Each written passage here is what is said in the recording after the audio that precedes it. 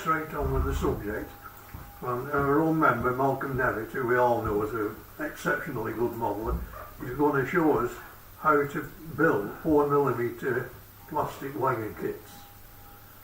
So with no further ado, I'll hand you over to Malcom. Right, good evening. Well, thanks for coming. So basically, what we're going to look at doing tonight, nothing fancy, just to build a wagon that works. What we're going to be talking about, instead of paying something like 30 quid for something like that, paying either 4 quid for an unmade second-hand kit and building it in the same thing, or buying something that's been discarded like this for a couple of quid and retreading it into something like this, which this and this are one and the same thing, and that's been trundling around Dewsbury Midland for 24 years now, as well as Charwelton. But the thing that strikes me with kits is a lot of people haven't had a go, and a lot of people have had a go and failed as well. I think we've all been to exhibitions, bring and buys, seen boxes underneath stands at swap meets and what have you, where you've got this sort of thing for between 50p and a couple of quid.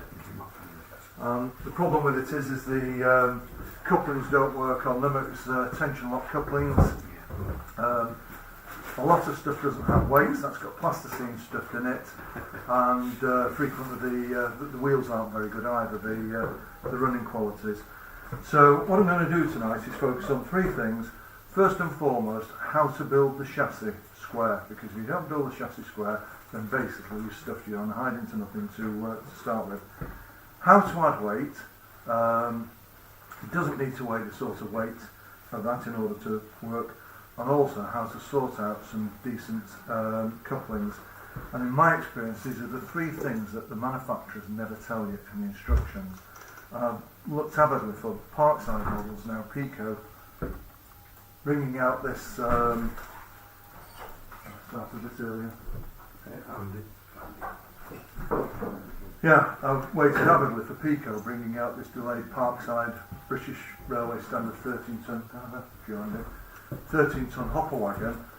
They built one in railway model, which is great, encouraging people how to do things, but they don't tell you how to weight it. I mean, imagine a hopper wagon without any weights on it, it'd just bump off the track all along. So as I say, that's primarily what we're going to look at. Build it square, how to add weight, how to sort the couplings out and what have you. We'll go through some of the stuff that are built, we'll have a break, have a cup of tea, and then I'll go through some more individual wagons and things like painting and weathering and what, just the basics, how to go about it, but also mixing and matching, because basically kit building wagons, it opens up a whole new vista for swapping stuff about, bodging if you like, to create other derivatives. And also it's a very cheap way of building up a extensive freight stock if you know how to retread stuff that's second hand, like the cattle wagon that I'm passing around. Now there's a fourth thing as well. They always say you're doing a presentation, give them a list of three. But the fourth thing that we'll also touch on is wheels, because again, if the wheels aren't round, I won't say your stuff, they're not likely to derail or whatever, but they will wobble. And what we're about is basically trying to build something that's compatible with what you can buy from the ready-to-run manufacturers, and basically indistinguishable, which I hope you think a lot of these on the table are pretty much indistinguishable. Now, we're going to have a look at new kits, but I'm also going to look, as I say, at older kits and how to refurbish them, because there's a rich vein to be mined there in terms of the sort of stuff I'm passing around and some of the stuff that I've brought with me today. We're mainly going to be looking at plastic kits. I'm going to touch on light metal kits. I'm also going to touch on the old Pico wonderful wagons, which again, they're still in production today, this tank wagon, which is now branded as Parkside. But again, you can pick them up second hand for next to nothing. And if you want a good model of a 1938 Air Ministry tank wagon, which was adopted as standard by most of the major oil companies, it's a very good way to go about it, because frankly the ready-to-run ones aren't that accurate. I'm not going to cover etch brass, because basically I don't build etch brass wagon kits. I've got one etch brass wagon kit, which is for the aforementioned 13-ton hopper wagon, but I'm never going to build it now, because Parkside have brought a kit out, and you know, it's, why make work for yourself, as the expression goes. But basically where I'm coming from, the idea is to build something that will run, that will be compatible with your ready-to-run wagon, and to do it ideally for somewhere around about a 10 or something, as opposed to 30 quid.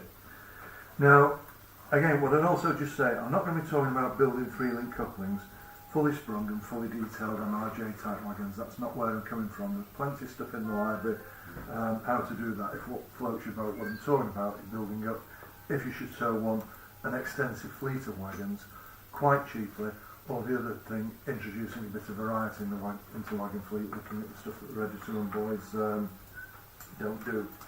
And along the way, we'll have a look at the tools, and as I say, we'll touch on things like painting as well. So, to set the scene a little further, and this might introduce a wry smile with somebody in the audience, what sort of really worked as a catalyst for this was somebody said to me, Rapido, I think it is, they've just released a new LMS 5-plank wagon, and it's 30 quid, and I'm like thinking, great or whatever. And I said, what, 30 quid for an LMS 5-plank? I said, I'm used to paying about 2 quid for one. And the reason for saying that is the kits of them have been in production for 50 years. The 3H Mouldings kit probably came out about 1972, 1973.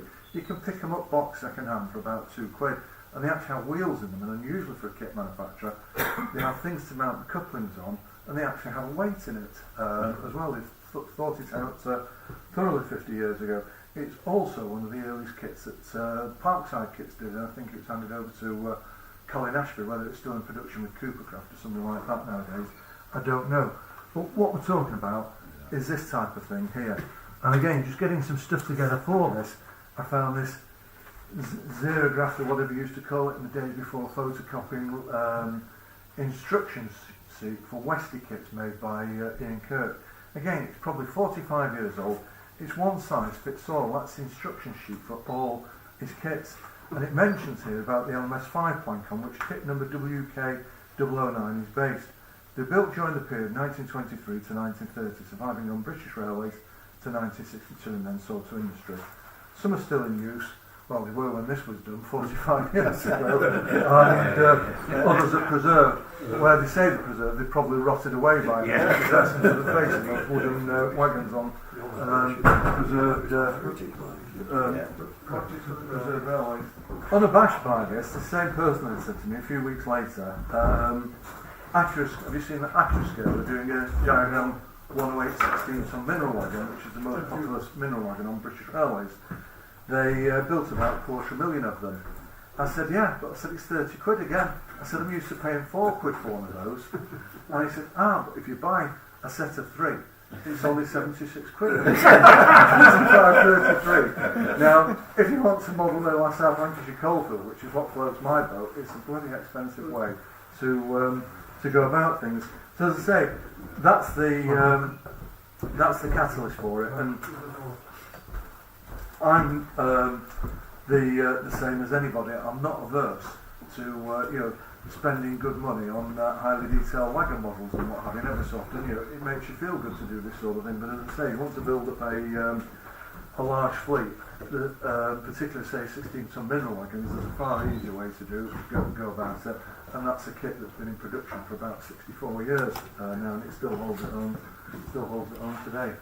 But this basically is what's fallen in the genesis of you shut the door. Today. Hi, Paul. Come on in. I guess I'm tired of it. I don't want to heat the street. I'll just say a bit about my own interest in wagons, and some of you have heard this before, so I apologise for boring you again, but I grew up in the South Lancashire coalfield. My own interest lay in the period about 1960s, 1970s, because that's what I remember as a child, as a teenager. But what I'm going to tell you, it's also transferable to the blue diesel period. There's a lot of this stuff knocking about either in departmental use. You see banana vans. Never saw a train of banana vans or anything or a banana van in revenue service, but it seems to be a popular wagon for stores vans and things like that. And the other thing I'd say also about what I'm going to tell you is hopefully some of it might be transferable to O's gauge kits. It's certainly transferable to 2mm scale kits because I built 2mm kits for cheap toy using the same principles. But getting back to where my own interest comes from, the main thing that I used to see train spotting was 16 tonnes full of coal. They were everywhere with the exception of the Manchester to Southport line. You used to see them trundling through Manchester, Victoria, Agecroft, the Woodhead route, the line through Lynn. They were literally everywhere up until, I wouldn't say the mid-1970s, I would say about 1977, 1978 in this area. And then the merry-go-round started to come in earnest. But they literally, they were trundling about each and every day, 7 days a week, 52 weeks a year. So obviously, I model coal wagons because I saw so many of them. Other abiding memory of the 1970s is down at Agecroft, Brindle Heath, Pendleton, round that area. Sidings absolutely full of 12-ton vans. Now, generally these would be our standard vans like the Hornby 00, the Wren, the Batman models with the corrugated ends and the 2 doors. But there's also a fair smattering in those days of the LMS-derived vans like this with the big sliding doors. Now, one of the mysteries of those was that all were always there through the summer. We used to go and clamber in them, slide the doors back, get in, this sort of thing, and what have you. I'm ashamed to say, possibly even lit a fire in the corner of one there now. But fortunately without burning it out. And then, as it sort of got to around about November time, it all disappeared, and we thought, oh, it must have gone for scrapping, because you saw plenty of stuff Malcom for scrapping.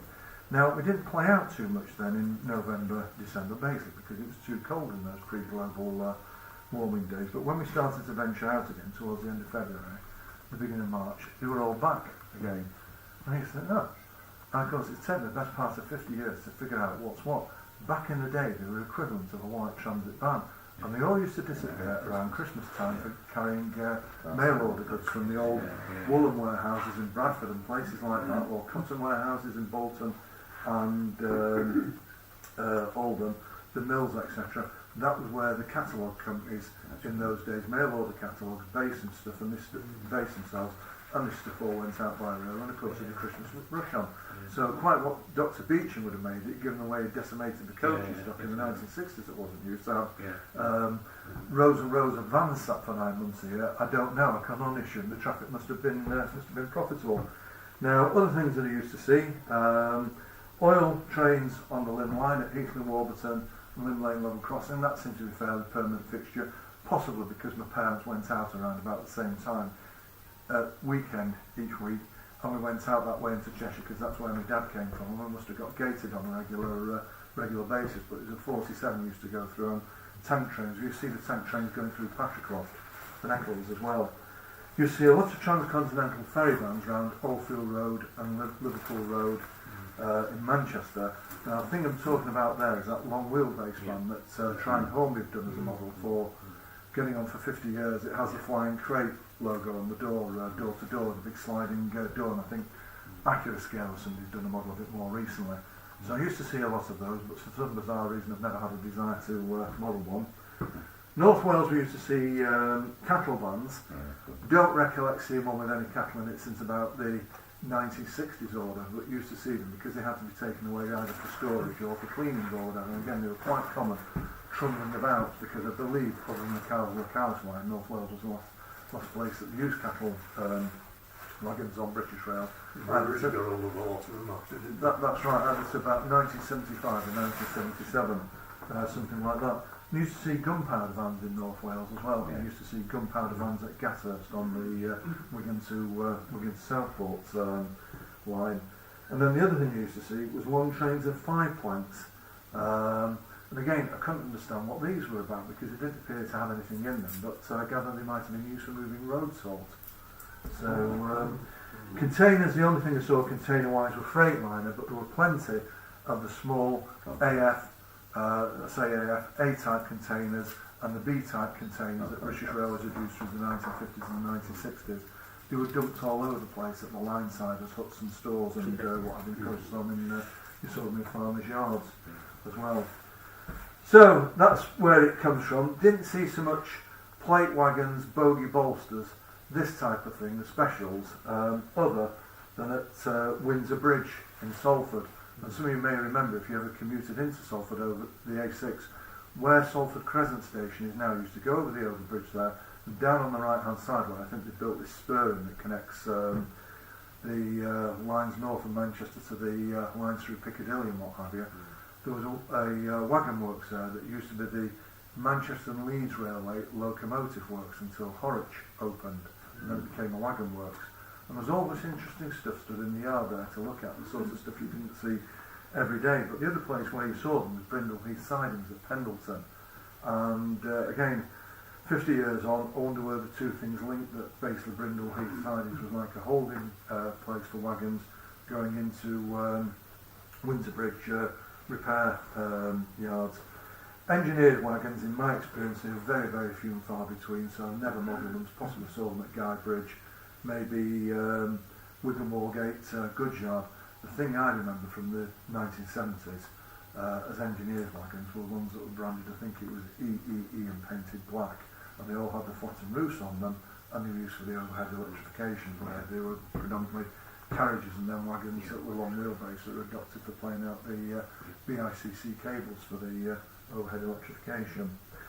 So that's where my interest came from. As you can see, that's what I model. So let's get down and have a look at some modelling. Now, first thing to touch on is the tools that you need, because if you've been a bit wary of having a go, I reckon this is all you need to get yourself started. You need a craft knife. My preferred thing is the Swan Morton with the number 2 blades, and I'll come back to why I like the number 2 blades. It's because it's easy to get things apart if you buy second hand and to carve things up as well. You need some adhesive, which I would say never use polystyrene cement, what we used to call air fix glue as kids. Always use bottle cement, either Slater's Met Pack, Humbrol Poly, or Humbrol Liquid Poly, or Tommy Eye liquid cement, something like that. Decent brush for putting it on with. Emery board. Main thing really you need the emery board for, in my experience, is get occasionally just a bit of adjustment to get the roofs on vans. And with Parkside kits, the sole bars tend to be a bit rough and ready with them on moulding lines, so you can drag the sole bar down the emery board a couple of times like that, just to smooth it off before you glue it on the wagon floor. A rough cut file comes in handy for speeding the job up. And to put the couplings on, or if you're building airfix kits to bore the axle boxes out to take brass bearings, you need a pin chuck and you need a drill, typically around about 1.5 to 2 millimetres for the drill, and something like a 0.9 millimetre drill for fitting the couplings, which I put on with Hornby track pins, that are intended for knocking in your plywood or whatever on your hardboard on your 8x4 kiddies layout. So again, possibly micro box of drill bits as well. But I tend not to use a drill so much myself nowadays. Instead, what I use is dentist burrs. And I use a dentist burr that's about 1.5 for opening the axle boxes out. It's just a lot faster than drilling. But the other thing is, if the wagon's been made already, you can get it in past the existing axle boxes at an angle to ream them out. And I have a burr at the other end that's about 4 millimetres, and I use that for countersinking the axle box to put top hat bearings in. Now, I found that a pretty invaluable tool. You can also actually buy a fancy tool for drilling the axle boxes out. They're about £10, I think, and Alan Gibson sells them, and the H&A models that do wagon kits, that specialise in wagon kits, they sell them, but I find they're getting on quite well with that. In fact, I'll pass that around for a closer look at it. Sorry? Well, again, the other thing is, where do you get stuff from? And you get those from Squires with the demise of Eileen's. Not that I ever particularly cared for Eileen's in recent years anyway. When you see Squires at York Model Railway Show, Preston Model Railway Show, you'll be at Warley. Now, optional things to have. Brush for dusting off plastic dust. Knit one of the wife's wake up brushes, it always comes in handy. Pair of snips for cutting up lead sheet for weighting the wagons. Now, you might think, I can use a Stanley knife to do that, but I can't advise you to use a Stanley knife, because if you cut it on a steel rule like that with your fingers, sooner or later the knife will slip. When it does, it will take the end of your finger off, and I know because I am that person. You can see the scar. The only thing that I can't quite get my head around is my finger has grown back in the original shape, because it was a right chunk that was missing off it. So cut lead sheet, either use snips, or the other thing is piece of wood or whatever, use a chisel, something like that. And where you cut the edges, cutting the lead, You then file it off with your rough cut slider. So razor saw comes in handy. Handles being optional. Talked about brushes. Talked about emery boards. Finer cut Swiss file, that comes in handy. Some coffee stirrers for stirring paint. Milk bottle tops for mixing paint in, for weathering and things like that. You don't need to open the can and stir the whole can. I generally scoop some goo out of the bottom together with some of the linseed oil at the top, and then just mix it in the milk bottle top, chuck it away at the end. And the other thing is, we're using brass bearings, you need to lubricate them. Now, I've not brought a bottle of oil down tonight for obvious reasons, but if you're using oil, you need something like Daywalt that isn't going to attack polystyrene plastic. Well, the other thing that I use quite frequently is this greasing, which is for KD couplings. It's powdered graphite, and you can get it from Chester Model Centre. Or alternatively, just make your own by rubbing your pencil on an emery board and then tapping the emery board on a piece of paper like this and gathering it up. It still gets you to the same place. And a roll of Tamiya, if you're serious about doing this and getting into building lots of wagons, a roll of Tamiya masking tape either. Sorry, I should say, rather than saying either, I should say it as well. Comes in handy, and you can get that from most model shops. So and that's really all you need to get yourself started. You don't need airbrushes, you don't need soldering irons and all the rest of these funny things that people amass on an occasion. Oh, and the other thing you need is you need a bottle of thick super glue as well for attaching the weights, and tube of Araldite doesn't go amiss on occasion. I use Araldite Rapid, and again, word of warning, I've been using Araldite Rapid for 40 odd years. It's never ever let me down. But I've used the Rocket epoxy adhesives, and basically things fallen apart and disintegrated. It's all been mixed properly, but it's disintegrated in about 6 years or something like that. So stick to Araldite. I think it's the old adage: you get what you pay for. So we said, build it square, weight it properly, and couplings at work. So let's have a bit of a further look at that. So the first thing is bearing types, and I'd say what you do need is a selection of bearings, but they're not expensive, so it's quite easy to build stuff up. And bearings generally fall into 4 types. You've got shouldered or top hat bearings, and they come either with a deep V in them or they come with a shallow V in them. They are both handy to have, because if you've got side play in your axles, it's very easy using a blade like this. Ping the top hat out and either put a deeper one in or put a shallower one in, either to introduce side play or to eradicate some of the side play. You can also get shoulderless bearings, which again are very handy to have, particularly if you're converting airfix kits. And then you've got the old faithful, obsolete now, but you can still get them. They still have the place to part to play with all the things like all the Pico wonderful wagons and what have you. And that's the Jackson cup bearing, where basically it's like a piece of brass tube, and that's for the old Jackson wheels of 40 years ago, whatever, that had blunt-ended axles. But don't turn your nose up at them; they still work very well. And this has got the Jackson blunt-ended axles. Could do a little bit of lubrication on it. Again, that model is about 50 years old now, but I didn't build that myself. I bought it at Bolton Flea Market for about 50p, which is probably about £10 in today's money. Now, where I'm saying about building it square, and actually just getting back to the bearings. Now, there's various types of bearings as well that you can have a look at. And there's an axle guard at the back there with some top hat bearings in. Where I'm saying build it square, the first thing is to get your axles in square, that they're perpendicular or at 90 degrees to the sole bars.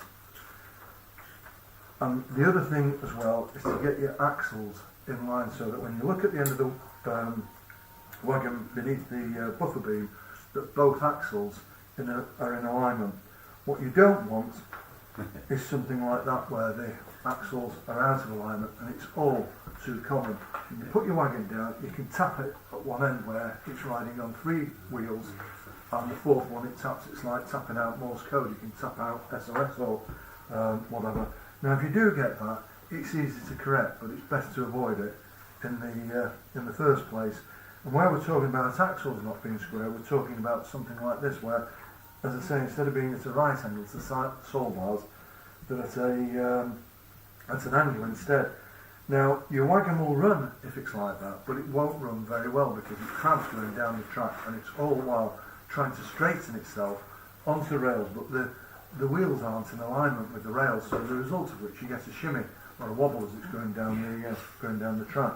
But it's like everything else. If you can anticipate the problem beforehand, you can do something about it, and it literally is this simple. These are the two things that cause the most problems with kit-built wagons running. The axles not being square to sole bars, or the axles being out of alignment in the horizontal plane, like we can see there. So how do we go about correcting these things? Well, generally where you get this, with the axles not square, it's either the thing's been put together in a hurry without some thought, or actually there's a fault with certain kits, and that is the sole bars are moulded on the sprue goes down the middle, and you've got two identical sole bars, but when you put them on the model, they're not a mirror image. One's a left hand and one's a right hand. So if you've got any dimensional error, that then plays out on the underside of the wagon, that you end up that your axles aren't square to sole bars. And most commonly what happens is that one sole bar, the sole bars are longer at one end than the other. So when you come to put them on the wagon, you end up with this, that the axle guards aren't in alignment, and therefore the wheels aren't in alignment. But it's fairly easy to remedy. As I say, it's like everything else. You anticipate the problem, then what we do is we cut a piece off the end of the sole bar, as I've shown there, and then you can slide the thing along. So if that's the one that's out of alignment in red, we chop the end of the sole bar, very exaggerated, and we slide it along, as you can see there. Basically what that does with the wagon then, again very exaggerated, it leaves us with a gap at one end. Now if you wanted you could glue the missing piece back on. Frankly, I never bother, because we ain't talking about massive amounts of plastic card that's been removed. And again, a prime example of one that I've done, if I just pass this around, for those of you that your eyesight's good enough, you'll see that the sole bars don't touch the headstocks where the buffers are, but hey, life's too short. If I've got a piece of plastic card to hand, I could have glued it in, but as I say, you don't notice when it's trundling around the layout. So if we do that,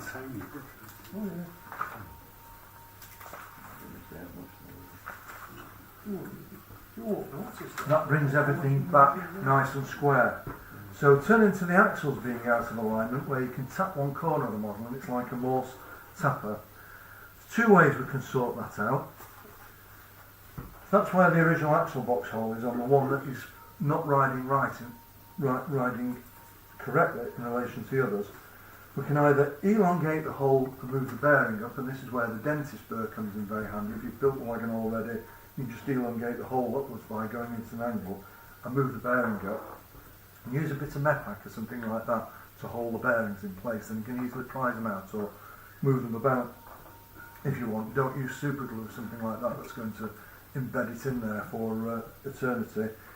If you need to move the bearing down to bring the wheels in alignment with each other, then the other thing is you can elongate the axle hole downwards. But if you do that, you need to put a packing piece into the gap out of a piece of scrap plastic or whatever. But again, very easily to do.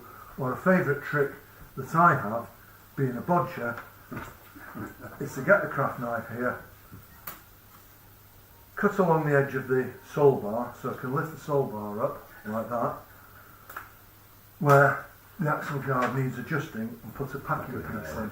Again, it sounds horrendous when you see it on the diagram like that, but believe you me, it works, and it saves pulling everything apart. And the other thing is, by comparison with moving the bearings, it's a bit easier to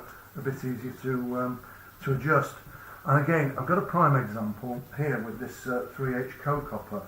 Now that is about probably about the 5th or 6th wagon that I've ever built. Back in 1981, I think I built this. I think the instructions said, build the hopper body, put it upside down like that, build the chassis onto it, and I did, and basically the sole bars were like this, and the wheels.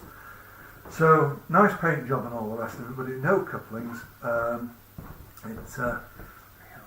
It wouldn't run, so it sat in a box for about the best part of 30 years. And then one day I thought I'm going to tackle that. So I did what I say. I cut the sole bars away from the body supports and put a packing piece in and brought the thing level. Put some couplings on it, using the battery couplings, put a bit of weight underneath, and it's run quite happily ever since. So again, I'll pass that round, and that's what we're looking at. You can see most of the stanchions aren't touching the sole bars, it's just a packing piece underneath one of them. It's crude, but it works. Now, I bought this one for £1. Painted a horrible shade of green. I've now painted a horrible shade of bauxite, but it's a work in progress.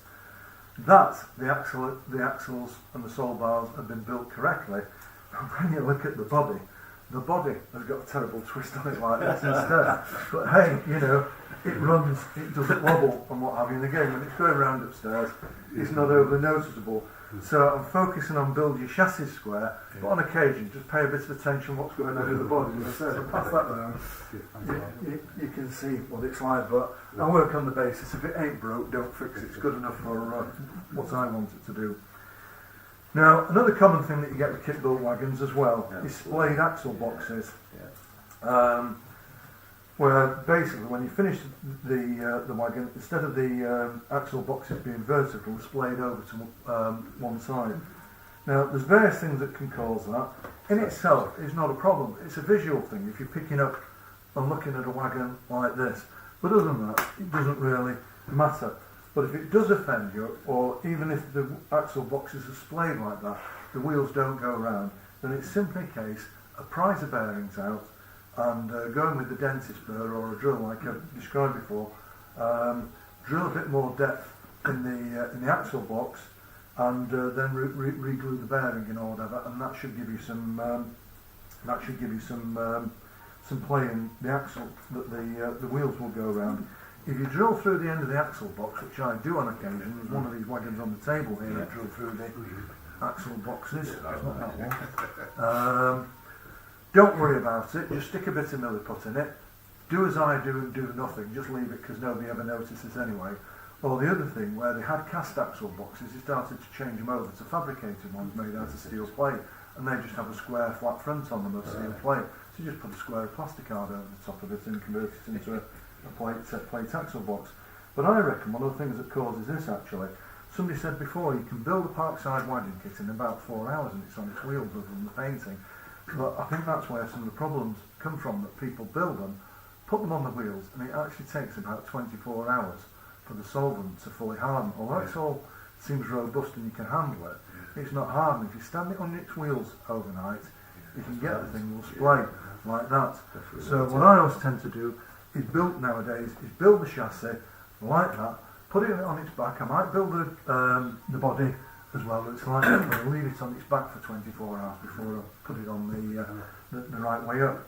Now again, on occasion, you find that works against you, because what happens, the solvent's still eating away by very minuscule amounts. It actually sucks the sole bars in and the axle boxes in like this, so it then becomes a little bit tight. So you either got, if it's plastic, bend the axle boxes and hope it stays bent and doesn't recover its original configuration. And again, out with the dentist burr and just take a cat's whisker of plastic out of the axle boxes, or just change the bearings over to a bearing that's a bit deeper, that allows the thing to run a bit more smoothly. So that's why you have a selection of bearings, and again, they're not hard to come by. You can get them at any decent model railway show, or Jim at the loco shed stocks all this sort of stuff at Presswich. So that covers building it square. The second thing I said about was weighting the wagon. Again, this is where people go wrong. You've seen the cattle wagon there with plasticine in it. I've seen all sorts of stuff used for weighting wagons over the years. That's a 3H kit. That came with a little metal weight in it 50 years ago. So why they can't do that now, I don't know. But when I first started building wagons in earnest under Phil Taylor's influence in around about 1980, 1981, the only published works on doing these things was effectively in the Model Railway News or Model Railways or whatever, the MAP publication, and the likes of Bob Essery and people like that were writing in there about what they had done with Heckman White P4, and they're saying everything needed to be compensated, because if you didn't compensate it, it's a plastic wagon kit, it would distort and the running would deteriorate. Well, I have to say, I took that on board, but anything that built over the last 40-45 years, it's never distorted, and Jeff Kent says the same in his plastic wagon books as well. But the other thing they said, over weighting, was to weight the wagon to a weight of 4 ounces. You know, a quarter of sweets in Old Millie.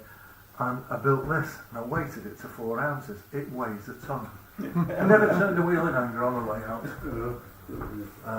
And as you can see, it's compensated as well.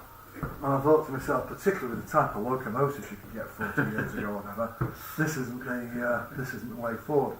So I use things like old second-hand ready-to-run weights along metal strips in kit-built wagons. That's out of I don't know if it's Airfix or whether it's Triang actually. And then I started using lead sheet. Now, I built a load of wagons for Dewsbury Midland 24 years ago, and then I never built any more. I built locomotive kits as well, until I got fed up with building locomotive kits around about 2015 and 2016. I thought, I've got all these wagon kits. I was thinking I'm going to have to sell them on the bring and buy stall at the club and get threepence eighty for them. And I thought, hang on you muppet, you've got all these... threepence eighty and a quid goes to the club, I hasten to add. That's not a dig, Peter. I thought, hang on you muppet, you've got all these couplings that people have given you, you've got all these wheels that people have given you, you've got all these Humbrol paints that people have given you, and just as an aside, whatever will our children think when we shuffle off this mortal coil and say, have you seen how many tins of Humbrol 33 matte black we've got? Whatever did they need all these tins of matte black for? Anyway, I digress. So I got fed up with building loco kits. I thought, I've got all these wagon kits, I've got all the wheels, I've got all the bearings, I've got loads of transfers I've acquired over the years, second hand for like 50p where somebody's cut half a dozen numbers out of sheets and what have you. I'll build them. So I set to and I built about 300 wagons. It gets infectious, but I thought I need to sort out building wagons like this on an industrial scale, what weight I'm going to do them. So I weighed some Batman wagons and they're about 27 grams. Wife has a fancy digital kitchen scale, you see. So basically, I weight my wagons to 27 grams now, and it worked perfectly. Now, in terms of weighting them, once you've got that idea in your head, 27 grams is how you get there is up to you. But the one thing I would say is do not use liquid lead, this minuscule lead shot. Simple reason being, you say the stuff to glue it with is PVA adhesive. Now use PVA adhesive, the acetic acid reacts with the lead white rust, it expands just like Mazak expands in Hornby class 31s and Heljan class 47s or whatever, and it will burst your wagon apart. And the other thing that I sometimes see with second-hand wagons is people using Airfix glue, polystyrene cement to glue this stuff, and you imagine what it does to the wagons. It distorts them terribly because it just probably eats away at them for about 12 months or something like that. So what I use is either lead strip, or if it's a van or something like that, you can glue nuts and bolts in there, pieces of steel rod or whatever, providing it's central, that the weight is evenly distributed to get to this 27 grams. But my favourite is to use lead sheet, and if you're thinking, well, where do I get lead sheet from? Place in Earlham, Lancaster Roofing Supplies, Fairholds Road at Earlham, he'll sell you a foot length of lead flashing material, and it ain't cheap, but it'll do the job. It's a lot cheaper than buying Batman wagons, I can tell you something. But as you can see, I keep all the little offcuts because they're handy for stuffing into nooks and crannies. So where do you put that weight? Well, if it's a van, it's a piece of cake. You just glue it inside. If it's an open wagon, things get a little bit more tricky. So, but first of all, let's have a look at gluing it inside. There's a press flow here, or press round. The weight of the wagon with the lead on this little piece of lead takes it to 27 grams. I'm going to super glue it in there with this thick super glue. But what I don't want is the weight coming loose in the wagon subsequently. So I've cross-hatched it with that Stanley knife that I'm telling you not to use because you'll cut the ends of your fingers off, and I've cross-hatched the floor of the wagon as well. In fact, that's not the best one to show you because that's got a scratch-built floor in it. That's the floor must have been missing in the kit. Let's use this one instead. And I then use this thick super glue, and of course by cross-hatching both things, the glue's got a good key and it stays in place. If I was gluing pieces of metal rod inside a van, or I was gluing 20mm across the flats nuts or something like that from a nut and bolt or whatever, I'd use Alvite to attach them that can build a decent cusp edge of adhesive around them to hold them to the head. Pass that round, you can have a look at that. Now, open wagons, they become a little bit more tricky. If it's a loaded coal wagon, you just bung it on the floor and then you put your false coal load over the top of it. You do the same with open wagons, and this is a ratio 3 plank that for some bizarre reason didn't have a plank floor. So I've actually glued the lead weight there on the top, but you've then got to conceal it with something like a container.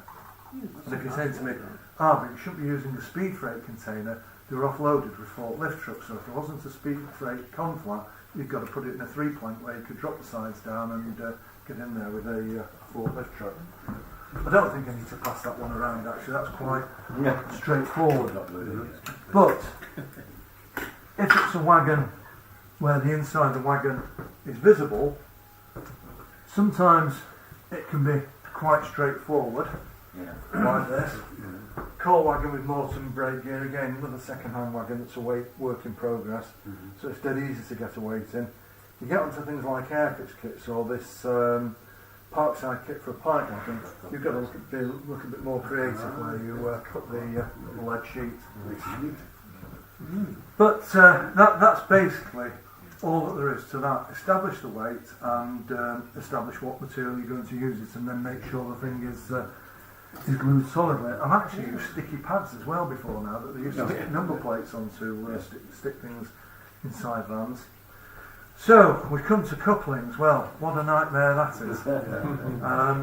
Dewsbury Midland, the first exhibition was December 1999, the Manchester show. As of April, Easter that year, we'd hardly any freight stock for it. We'd got coaching stock, but no freight stock. In the interim, I built something like about 42 16-ton mineral wagons for it, and various other kit-built wagons. In total, something around about 70 kit-built wagons. I'd also got ready-to-run chassis by Airfix and what have you that had reclaimed off other people who had cut the couplings off, intending to put some other sort of homebrew or fine-scale and inverted commas coupling system on them. And I thought, what am I going to do over this? And Batman, very thankfully, brought out, they've just introduced the little miniature tension lock couplings that they were doing. Now I know they're not everybody's cup of tea, but what an awful lot of people use, and they were selling the couplings separately. So I went to Penarm Models at Haworth, who in those days was the Batman distributor, and bought a lot of these packets of couplings off him, and that was problem solved. The way to attach them to the model, there weren't any NEM moulded coupling pockets like there are nowadays to take NEM coupling boxes. So it's basically a case of pack the floor up underneath the wagon, drill through them with something like a 0.9mm drill, and then put a trap pin through them to anchor the thing in place. And again, using our old friend, the thick, runny super glue. Basically, the super glue holds the thing in place and stops it rotating. What the pin does is it makes sure that the coupling never comes adrift from the wagon again. And everything they've done with that method on Dewsbury Midland, they've had some rough handling over the years. I've never had a coupling come off a wagon. I've lost a couple of hooks sometimes. And as well as running on Dewsbury Midland, certainly the coal wagons have been on every exhibition that Dewsbury Midland has ever done. They've also run on Char Welton as well, which is actually a more grueling layout to operate than Dewsbury Midland. Again, never had any problems with couplings. But nowadays, the manufacturers make it easier for us because they give us these little blocks to mount the tension lock couplings. Now, there's two types. I either use the straight couplings, which my preference is the mini straight couplings or the short straight couplings as they're called. They do three lengths. They do short, medium, and long. I use those where I'm using the coupling blocks, and you either have to pack the coupling block up or occasionally file it to get the couplings to the height where you want them. And again, I just use a ready-to-run model as a guide. I don't use any fancy gauge or anything like that. But they also do these crank couplings, which were the ones that they originally introduced, and they step down, and using those on airfix wagons and things like that. He says looking around for an airfix wagon that's been fitted with one, if they're fitted immediately beneath the headstock, beneath the buffer beam or whatever, they're automatically at the right height. So what I do with the airfix wagons is get my trusty friend the curved knife, the curved bladed craft knife, and just carve off this circular boss for the plastic coupling, and then mount the backman coupling straight onto that, and it's job done. So again, if you have a look at that, you can compare there the end that hasn't been carved up with the Best Blue Peaches edition one I did earlier, where I cut the bits off. And while we're at it, I'll pass around the other sole bar that goes with it. So the right hand end of the sole bar, when you're looking at the inside, that's as it's come from Airfix with the oval hole, and there's also like a rectangular boss moulded on the inside of the W line. And the sorry, I'm saying it's my right hand, it's your left hand when you're looking at it. And then the right hand axle guard, I've removed the rectangular boss, opened out the bearing hole with the dentist burt, and then countersunk it as well. So that's what goes with that. Goes with that chassis. But what we need to look at is one that's finished. So I passed the press flow wagon round before. There's another one. As you can see, press flow wagon. That's what they've done. They mounted direct onto the old Airfix pattern bosses. What have I got with the mounting block? Right, yeah. And there's a wagon with the these coupling blocks that you can get to. There's the coupling block as well. Now, the plastic bag I've passed around, there's some grey ones in there. They were made by Chippers Fine Lines. They are superbly engineered. The Parkside ones are a bit hit and miss. On occasion, the coupling will drop out with vibration. Whatever you do, don't super glue the coupling in, because these NEM coupling boxes, they can break, and the coupling can break loose. And if you've glued it in, you'll never get the thing out again. So what I do instead is use a tiny little, like about a third the size of a grain of rice, of blue tack, and tamp that down into the Parkside coupling block that then takes the NEM coupling blocks, and doing that the coupling never falls out again. It's a bit like using thread lock or Loctite or something on it, but if you do break the coupling, you can then dismantle it through the screwdriver. In fact, I'm sorry, I want to pass these round. I haven't done. You can see there the little thing with blue tack and the type of couplings that we're talking about. So the only other thing really to be said over the couplings is where do you position them, how far do they overhang the wagon. And what I generally do is position the end of them so that the bar on the coupling is just slightly ahead of the buffer. That works perfectly well on the curves at Dewsbury Midland, and it's worked well on tighter curves. But obviously, if you've got very tight curves at home or whatever, and you feel that's too close, then just move them out a bit more. But again, it's just a very easy thing for me to do, to have locked in the head to position the front bar, the coupling just slightly ahead of the buffers. Yeah.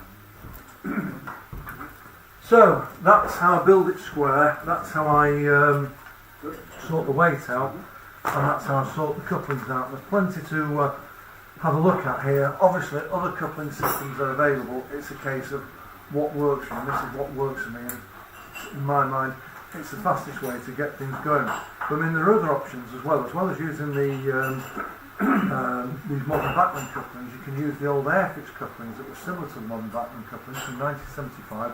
Those are very, very good. I've got wagons here on the table that are fitted with them. And the other thing, of course, is that Batman also do the couplings to replace the older style tension lock where they're screwed down onto like a goalpost with two prongs at either end. And again, a lot of wagons used to have these goalpost mounting things for triangle type couplings in the kit. So one of those aforementioned LMS 5 points there from 3H. You can see what I've done there. Just used the screw-on type couplings glued on. But with regard to couplings, I hoover them up from people like P4 models and what have you that discard these things. The 10th little straps far and wide. I went to the N-Gauge Society thing the other Thursday. The bloke comes up to me, gives me a plastic bag with a load of couplings in it. He said, there you go. He says, they've been bringing these for about 6 months, meaning to give them. You've been in my pocket and forgotten.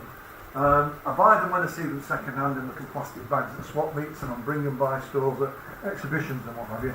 But that is basically what I have built up, couplings wise, over the year. And if somebody's embarking on building some wagons, I can give you some couplings. The only thing you can say is I won't be giving you the short ones, because those are what I use to treasure them. But I mean, of course, I didn't know I had all this stuff till we came to move housing. And the thing was the boxes and boxes of conflats that I built. I've got something like about 30 odd conflats. So, just moving on from that, while the brew gets ready, we'll say a little bit about wheels. And I had some brand new wheels to show you, but they're there. I don't know, like I said, I don't know what had happened to them. The other thing that's been a bugbear is wheels. Now, the old Jackson wheels that you bought 40 years ago that went in the brass bearing cups, they were always round. I've never come across one that doesn't wobble. But it then got sold. I don't know who owned Jackson's originally, whether it was Mr. Jackson, whether it was W&H Models, whether it was Eames or something like that. It was then sold to this market, and he produced the wheels and rebranded them as Romford with pinpoint axles. And I've had terrible trouble with them over the years that they're not concentric, that they wobble. And I said about this to H&A Models that Stafford showed 2 weeks ago, where I bought some of the new Pico wheels off him, and he said, when he brought the business, the guy that owned Jackson's apparently didn't give him all the tooling and equipment, and this was why his wheels wobbled. And he said he's now got all the tooling and equipment and his wheels don't wobble any longer. I thought, well, I should hope they don't, the price they are nowadays. But I've used wheels from all over the show, and again, a bit shocked to find when I look. That is all the wheels that have accumulated. Now, the easiest way to get wheels is buy something like this from Hornby or from Bachmann. I did have some Bachmann ones. I don't know what to do with them, but hang on, there's loads under here, like this, and test them for wobbling. And the way I test them for wobbling is I have a control wagon, which is, I think I might have passed it round. Whether I passed it round. No, it should be on here. Isn't that bizarre here? It usually knows somewhere. Well, here it is. What I use is an old ratio 5 plank. The weight goes at one end.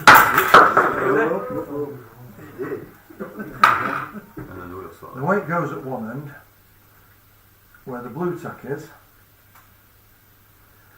and I have an axle at the other end that I know that is true, that is like control, so I never change that axle unless I drop it on the floor and they spring out. And what I do is I put some weight at one end, I clip a wheel in like this, and roll it on a flat surface to see whether it shimmies or not, and quite simply that tells me whether the wheel set's any good or not. And if it shimmies, I reject it. I'm actually quite pedantic. My particular brand of autism or whatever is that I don't like wobbling wheels. Wobbles. I reject it. But if you do wobble, all is not lost, and that's why I've got such a large box of wheels there. Because if you do wobble, I found if you get a pile of wheels that wobble, all from one brand, and you're bored one wet Saturday afternoon or whatever, pull all the wheels off one end of the axles, mix them all up, and then put the wheels back onto axles, and of course invariably they won't go on the same axle. And I find out of this pile of wobbly wheels that I have, I might have 50% then that run true. Some wobble worse than before, obviously. Some wobble just the same, but some do run, run true. But my preferred wagon wheels for many years was the Bachmann brass turn wagon disc wheels, which didn't have holes in them for 3-hole discs, but because they didn't wobble, they worked very well. And I also found the Bachmann split spoke wheels, they seem commendably free of wobbling, but the 3-hole discs used to wobble, and some of the spoke ones did. But basically, if I see a gash wagon at a swap meet or an exhibition, something like this tube wagon that I got for Rudman models near Rail, it was £1 or £2. It got 2 lots of Jackson wheels in it, a Romford wheels in it. I buy it to see whether the wheels are round or not, and that's where I source my wheels. I either buy them, cadge them from the M&P4 gauge modelers, or I go around the exhibitions and what have you, looking for what's out there with decent wheels in it, or what potentially might be decent wheels in it that are cheap.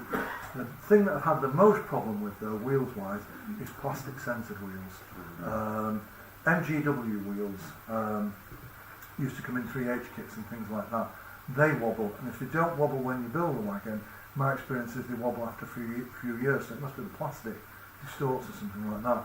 I've not had much success with Alan Gibson wheels either, and possibly Parkside haven't under Pico's regime, because that was what they were offering originally, and now they put their own wheels in it. So, but anyway, that's really all I've got to say about wheels. It's just basically keep your eyes open and build some stocks. We'll touch on the different sizes of wheels later on when I look at retreading compensated wagons. Say a little bit about compensation. Now, I don't bother with compensation myself, with the exception of Airfix brake vans instead of breaking off a brake shoe, where the very long wheelbase on them seems to have come across a fair number of these that wobble over the years. I did use compensation when I first started, using proprietary compensation units like this, but I don't bother now. As I say, it was all the rage 41 years ago, and I started building wagons. But one of the things I have noticed with compensation units over the years is that you put the same size wheels in them, and the wagon doesn't sit with the wagon body or the sole bars parallel with the track. It kicks up at one end where the compensated axles are. So what I've done to allow for that is I started measuring wheels with a vernier and putting a big wheel at the fixed end and a smaller wheel at the rocking end, and that brings it from being on the angle like that to coming down flat again.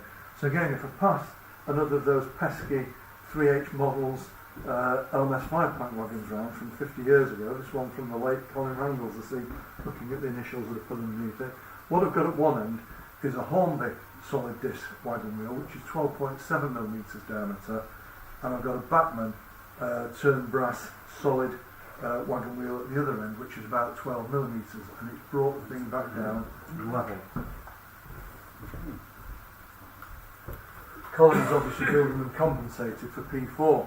Now, I bought a couple of brake vans off people in the club that have been professionally built from Airfix kits before you could get the Bachmann model, and they were expensive, but they never ran properly, they derailed, and they got plastic centred metal tired wheels from leading manufacturers on them, so I junked those. But the other thing, again, we're back to this business of the axles weren't parallel like that, so using the Dremel, the craft knife and what have you, I cored out the ends of the axle boxes at one end and put a compensation unit in, and that cured it, that they ran properly. So this is an old Airfix brake van that I'm in the process of retreading, and I've compensated it at one end. I say I'm in the process of retreading it, it's probably been like this for 10 years. But if you know how to do stuff and build stuff properly, this I reckon is probably about 60 years old, going by the colour of the plastic. It runs beautifully. It's the old Jackson wheels on those brass cut bearings I was telling you about, and it was built by David Getgood of this society, which some of you probably remember David more associated with the large-scale trams that we used to have at the exhibitions. So it shows it is possible to build an Airfix brake van with a rigid chassis, and it's square and it doesn't rock and what have you, but I have to admit defeat. I've never managed it. I compensate them instead. But I mean, I could probably do a talk about wheels on its own or whatever, but I won't do. As I say, the thing is just check for squareness. Now, H&A Models that specialises in wagon kits was telling me at Stafford Show. I said, I hear that Pico are doing their own wheels now, but I can't find any reference to them on the internet or anywhere. He said, oh, we've got them. He said, they're in all the kits now. And he said they're made out in the Far East. I see Peter Spares has started selling his own wheels made in the Far East as well. So I bought a couple for evaluation. They ain't cheap, they're £2.50 each. Inflation, I dare say if you buy a lot of them though, you get them cheaper. But I have to say, I think it's some of the best wagon wheels that I've ever seen in double O. To me, they look as good as the ultra scale wheels that they use in the finer scales, which ultra scale was a byword for quality. And again, I'll pass these round, but I've tested them on that test wagon. They're absolutely straight and true, straight as a die. So I think that's possibly the way forward if you can afford it. But I won't give up just yet on buying this old second-hand rubbish and seeing what you can get from them, because for the price order I found it to be rich pickings. £2.50 an axle. But the thing is, you buy the Parkside kit though with those in. Most of them are under a tenner. There's an LMS brake van that Batman do. That was about 20 quid. A couple of the longer wheelbase fans that they do, CCT and maybe fish fans or whatever, were 15 quid. But from what I could see, the vast bulk of the range was £9.95. And they got those wheels in with them. And there's something vis-a-vis 30 quid. Yeah. It's a steal. Yeah. It's a steal.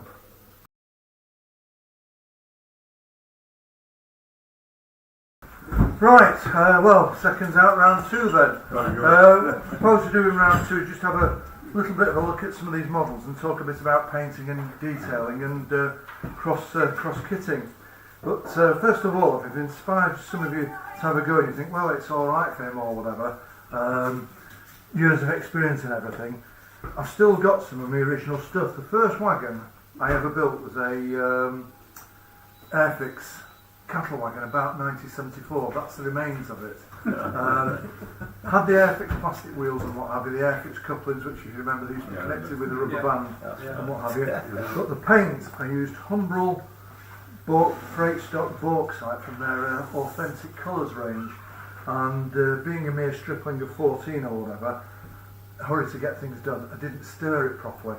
So as a result of which I painted the wagon mainly with linseed oil with a bit of tan pigment in it, so it came out glossy. But I've kept it for many years, and then moving house or whatever, I've broken all the body off and thrown it away, just kept the chassis to keep the buffer beams as spares. If I've known to doing it all like this, I'd have hung on to it. But we have to start somewhere, so that's the first one, 1974. Now, I've never built another cattle wagon since, until about 6 weeks ago, and it's a bit of a beggar to build actually, because with these opening doors in the middle of it, if you're not careful, the bodywork sags down towards the doors, even if you build the chassis square. So that was number one. Number two was a brake van, which in the 1970s Airfix in their infinite wisdom moulded in bright red plastic, and I painted that with this self-same Humbrol Railways enamel, authentic colour enamel, but this time I stirred it. But being in a hurry to get things done, and I needed to cover the bright red plastic over it, I put such a thick sludgy coat onto it that again, it looked an abortion, but it did get finished. The roof was painted, the concrete blocks on the platforms at the end, it had the Airfix transfers on and what have you. But again, all I've got left of that really is a sole bar and a couple of doors as which I can't even remember now where I've kept those spare parts. It may just be that I disassembled it and I threw the rest of it away, and these were the bits I didn't throw away. So that was about 1975. So a guy called Ron Prattley in 1977 or thereabouts wrote an article in Model Railway Model, I should say, about taking a Hornby LNER, it was branded NE I think, refrigerator van, which was a Holland Barnsley Railway design, and he mounted it on a Pico Wonderful Wagons underframe with Pico Wonderful Wagons wheels and Pico Wonderful Wagons hard-on bearings. So the next wagon that I had a go at, which is in about 1977, was a 16-ton mineral wagon. So I used these drill axle boxes out, put these hard-on bearings in the thing, put the Pico wagon wheels in it. It's all ran nice and easy because it's dead easy to build an Airfix kit square. The engineering on them is absolutely superb. You know, still as good today, made by Dapple or whatever, 60 odd years on. But I bought a tin of paint for it, which I thought was going to be the right shade of green. As you can see, it's anything like it. It was nothing like what I was seeing at Bickershaw Colliery and what have you. So that one never got any further. And I've disassembled it. The remnants are over here in this plastic bag, ready to be reconstructed. And that was it then for 3 or 4 years, because I was busy chasing girls and doing British motorbikes and drinking Boddington beer and all the other things that young men do in the late teens, early 20s. But the Rainhill 150 celebrations, I bumped into Phil Taylor, not at Rainhill, it was Sankey Brook Viaduct or whatever, and I got chatting with him while we were waiting for either Leander or Princess Elizabeth to come along on one of those specials he used to run on a Sunday between Manchester and Liverpool. And he said, oh yeah, so you're doing a real modern? Oh yeah, I'm building wagons. And he's telling me that. I said, that sounds interesting. I said, oh, why don't you come round and have a look? So I went round to his house and he showed me these wagons that he'd built, and I thought, well, if he can do it, I can do it. So I went away, did my research, which led to this thing, the brick weighing 4 ounces, and had a go at building some wagons, probably around about early 1982. And what I built was that from a Slater's kit, that from the 3H kit, which was cockeyed. As I say, that would work, but they were built to AM gauge. You had 3-link couplings on them. Never ran them. I built that from a Cambrian kit, which is compensating. Nice fun. Never done anything at it in the intervening period other than finally put couplings on it about 3 years ago, and I've changed the wheel sets over. It had PC wheels on it, Manchester profile, the AM Gauge Society profile, something like that, fancy it, and again they wobbled like mad. Oh, and I built this as well from a Cambrian Models kit, which was a plastic tank and a white metal underframe. Of course, I've no idea in those days about soldering. Nobody could tell me how to white metal solder. It's dead easy actually. So I glued it together with super glue, and it's run around Dewsbury Midland and Charlwelton for 25 years and what have you. Periodically it comes apart slightly at the joints, but it just whops some more super glue on, and it does the job. So that's one that I put couplings on in about 1999, something like that. So as you can see, I went, literally from one extreme to the other. I then had another splurge in 1987. I built some of the mineral wagons upstairs.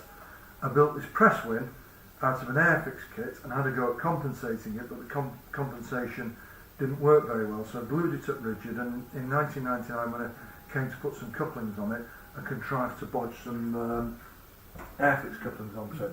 Now back when we're going to bring one of these out as a ready-to-run model. It's a slightly different variant, and I'm told it was going to be about 40 quid, and my understanding is they've canned it because they thought nobody would pay that amount of money for a wagon. Well, Dapple do it as a kit for about a tenner or whatever. Builds it perfectly nicely for these original Airfix kits in the little boxes like this. You can still pick them up for 5 quid, 10 quid at swap meets and what have you. But again, so that's what I was building in 1987, and that's been running since 1999. I built this as well, which was a shock open.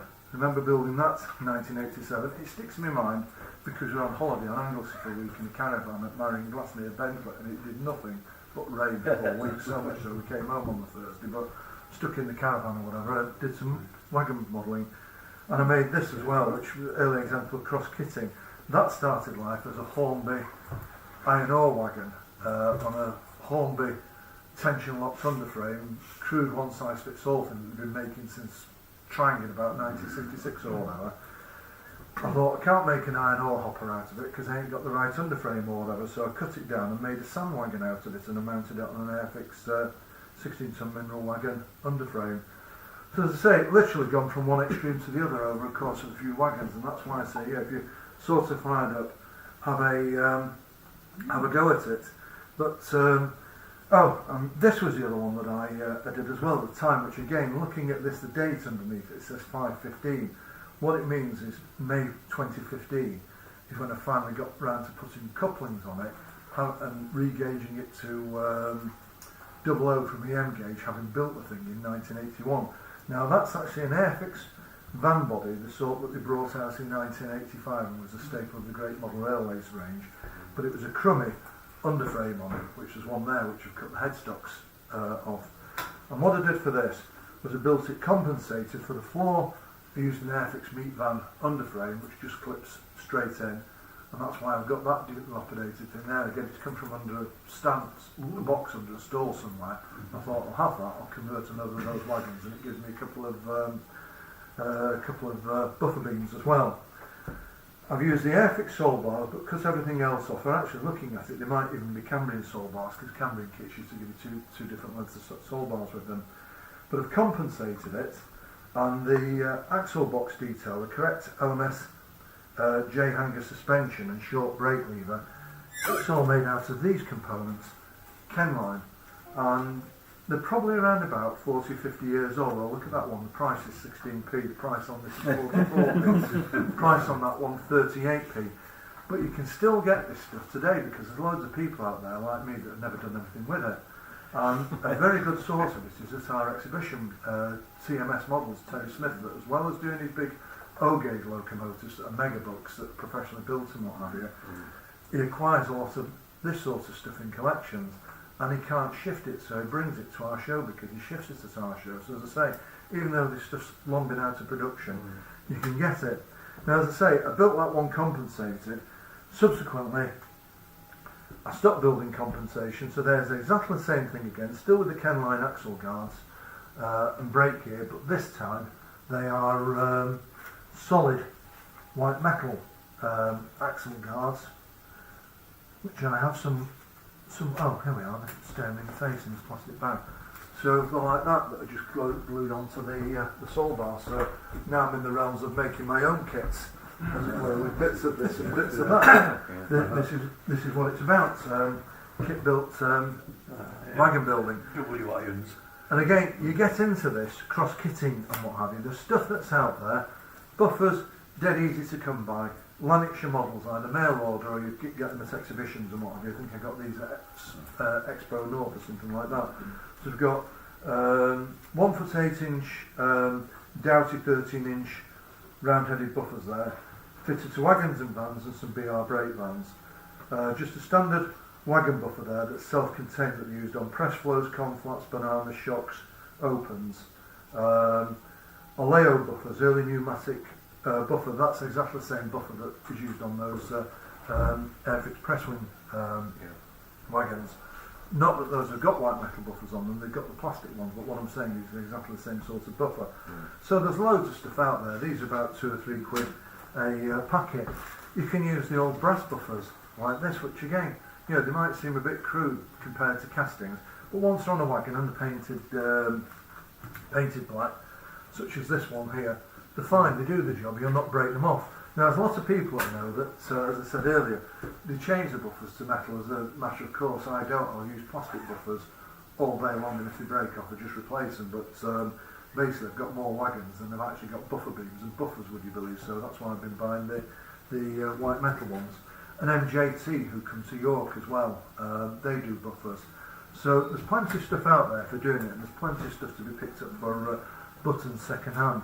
Wizard Models, he's another source, and he does things like roll bearing axle boxes that have got there, steel buffer heads, so you break the buffer head off, you can drill through it and put a plastic buffer housing and put a steel one in, and there we've got 15-inch buffer heads and 13-inch buffer heads, I think it is. £2 for the axle boxes, £4.50 for the packets of buffers. So there's plenty of stuff out there that you can use. So just looking at a few of these other models, what's out there. That's a Saxa salt wagon that I bought second hand for about £4, and all I've done is put couplings on it, not weathered it, not done anything. A very nice model. And of course, being a British Railways modeler, there's not many private owner wagons that you can have, but that is one of them. And the beauty of this is it's the right size, where the Batman Ready to Run one is actually too large. It's been scaled up to fit a longer chassis. Brake vans we've had a look at. White metal wagons, I've touched on the Cambrian oil tank wagon. This I got at this Terry Smith at our 2015 exhibition. the first one in the Barnes Wallace building. It was £8. I say it didn't have couplings on it, it had sprung 3-link couplings, so nobody's interested in it. Early LMS van built from a Airfix kit. It's a beautiful model, it was already painted, all lettered and everything. The only thing I've done is put the tension lock couplings on, as we said before, which have actually glued them onto those moulded coupling pockets and away. And again, it's something none of the ready-to-run boys do. It runs beautifully, and it's something different that's in your wagon fleet. This is another interesting one. You can buy the chassis separately for these kits. So if we have a look here, BR made use of quite extensively in the formative years of the LMER pattern and HU class brake gear underneath the wagons. £2.50 Parkside kit. At Staffordshire, I think they've gone up to about £5 now. Now whether that includes the wheels as well nowadays, I don't know. So you can buy an old kit in a box and recon the chassis if you want. They also do this kit, which is for the LMS, British Railways LMS fitted brake gear with 8 shoes, and they do 2 underframes in here actually for the £2.50 or £5, whatever they are now. They do an LMS variant and a British Railways variant as well. So you can actually build the LMS under a LMS van like this, and then the BR variant I can put under something like this low fit 1-plank wagon. So you get 2 for the price of 1. Or again, if you go around swap meets and bring and buys at exhibitions, you can buy 5 of them for £1.50. Where somebody's used all the LMS chassis and flogged the BR ones. And then latterly, British Railways introduced their own design of HU class vacuum brake gear, used on Conflats, low fits, banana vans, this sort of thing and what have you. These are made by Red Panda. These used to be quite cheap, but I bought this one at Stafford Show. It's £9.45, which actually seems to have gone up disproportionate by other stuff, but I think H&A Models, that does all the wagon kits, they bought it. But it's a beautiful chassis, it's a work of art, and when it's built up, it's every bit as good as anything you're going to get from Rapido or Accurascale. Now, one of the things I've been interested in is banana vans. Never seen them running revenue earning traffic, but there used to be quite a few knocking about as departmental vans in the 70s and 80s. Possibly because they were more modern than everything else and in better condition, or possibly because they're actually a better built van. Now, for 65 years, you've been able to get a Hornby Dublo super detailed body, and they are super detailed, spot on. Nowadays, it's done by Dapple. It passed through Wren. This is a Wren one that I bought in about 1981 from a model shop that's closing down. And what I've done is the old die-cast underframe, I put that under some mainline van bodies which were wrong anyway.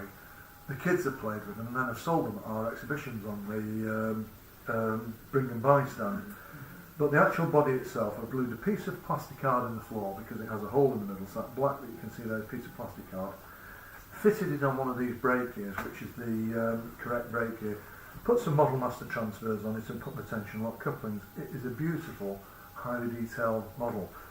You can buy these van bodies for £1.67 from Pattons. They've got 10 of them in. Last week they've got them all a while. I dare say buy them from Dapple as well. You get the chassis from H&A Models for a tenner. You can get the wheels, as we've seen, for £5 from H&A Models for the pair. Beautiful wheels.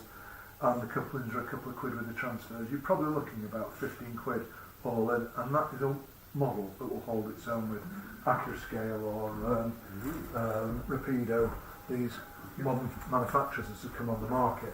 So this is the sort of thing that you can do.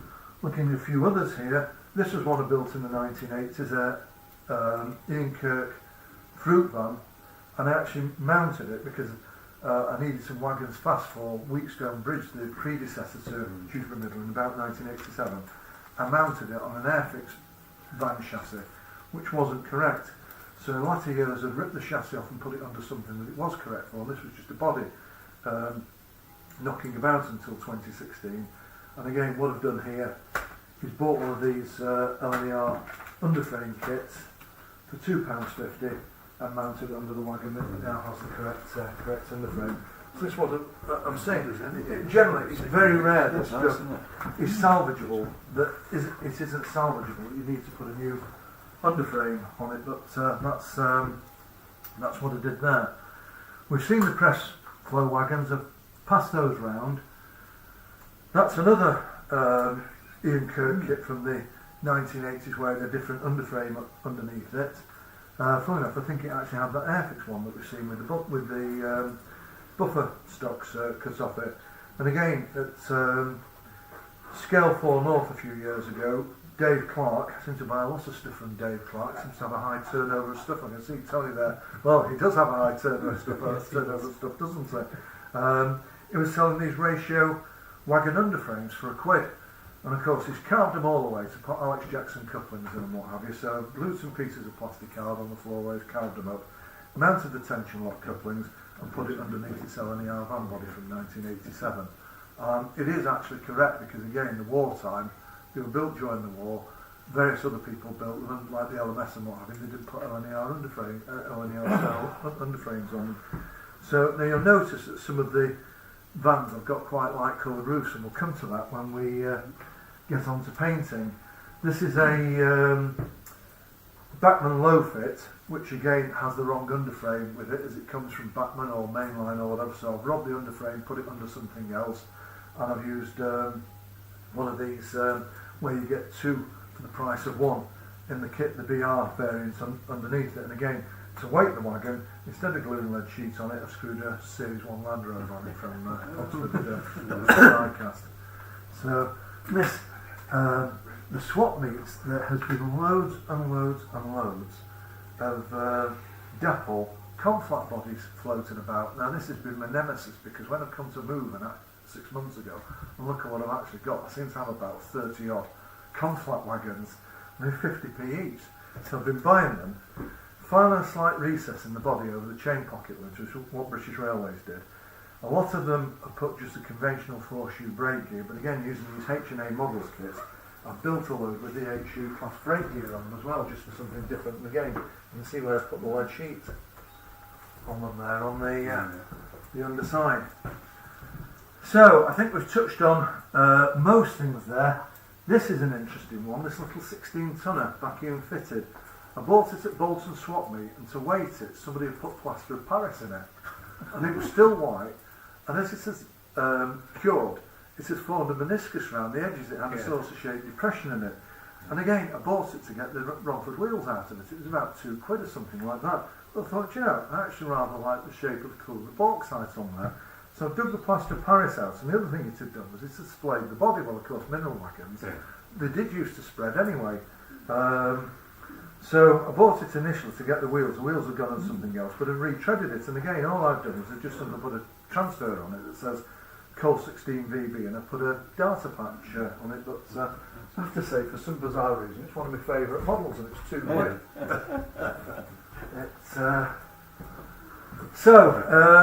Just finally, a few other kits that are available.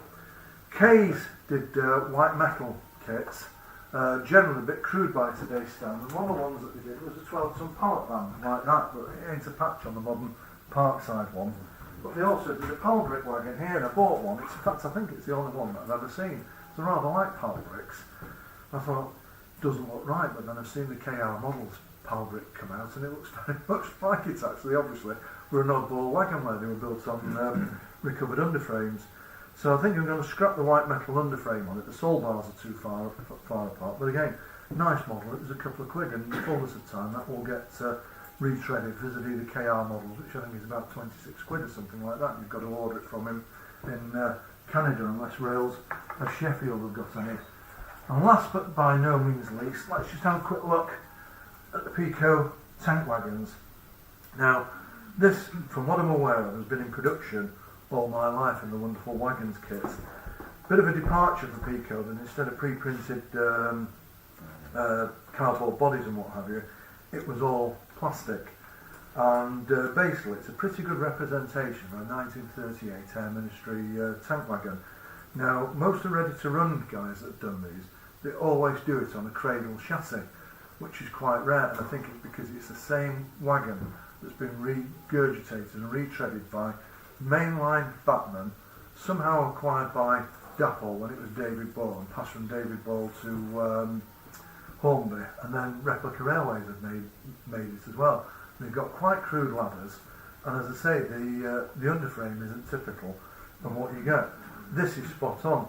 Now you can get these as unmade kits in the little light blue boxes for around about £5 or £6 because people buy stuff second hand at swap meets and whatever. They're not interested, they don't know what to do with them. But the actual made up wagons, you can get them for a couple of quid all day because invariably there's Pico Simplex couplings on them or 3-link.